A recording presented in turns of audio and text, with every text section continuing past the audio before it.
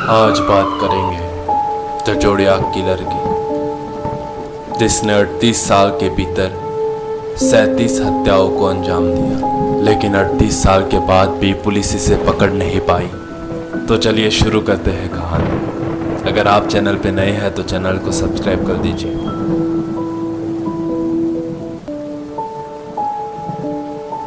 जो हत्या की जानकारी हत्या से पहले ही पुलिस को कोडेड फॉर्म में लिखे हुए खत के द्वारा दे देता था। 20 दिसंबर 1968 में कैलिफोर्निया का एक कपल इस खौफनाक हत्यारे का पहला शिकार बना। इन दोनों विक्टिम्स का नाम था डेविड फेराडे और बेटी। ये दोनों कार पार्किंग करके एक जगह पर बैठे थे। तभी एक अनजान चेहरे ने गाड़ी के पास आते ही डेविड को गोली मार दी और बेटी ने वहां से भागने की कोशिश की तो उसको भी पीछे से 5 गोली मार दी।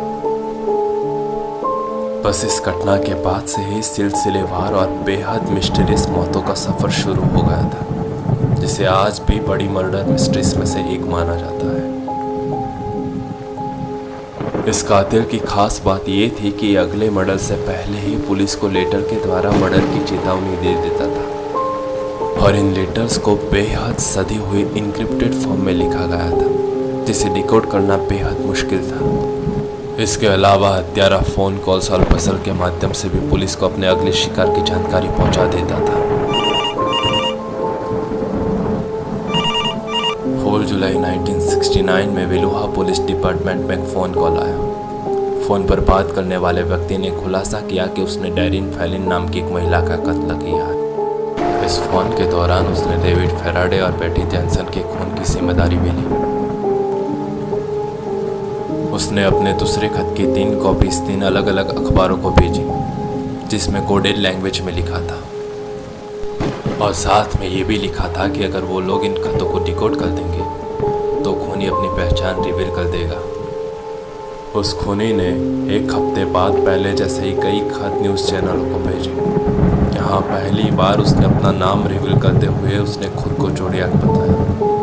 तब से ही इस कातिल को द जोड़ियाक किलर के नाम से जाना जाता है। तीसरे खत को 2 हाई स्कूल टीचर्स ने डिकोड कर लिया।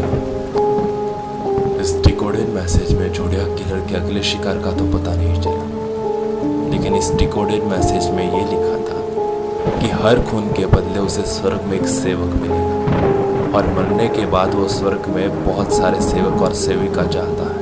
जोड़ियाक किलर ने अपने खत में लिखा था मी = 37, SFPD यानी कि सैन फ्रांसिस्को पुलिस डिपार्टमेंट = 0। इस हत्यारे ने इन हत्याओं को एक खेल बना दिया था और उसके द्वारा किए गए मर्डर्स और सैन फ्रांसिस्को पुलिस की नाकामियों का उस खेल का स्कोर कार्ड। इस खत की विशेष बात यह थी कि इस खत को लिखने के लिए कोई कागज़ के नहीं बल्कि अपने शिकार के शर्ट के टुकड़े का इस्तेमाल किया गया था। इसके 1 महीने के बाद एक और कपल को इस हत्यारे ने अपना शिकार बनाया और इस बार बंदूक की बजाय चाकू से गोद गोद कर इस कपल की हत्या कर दी गई।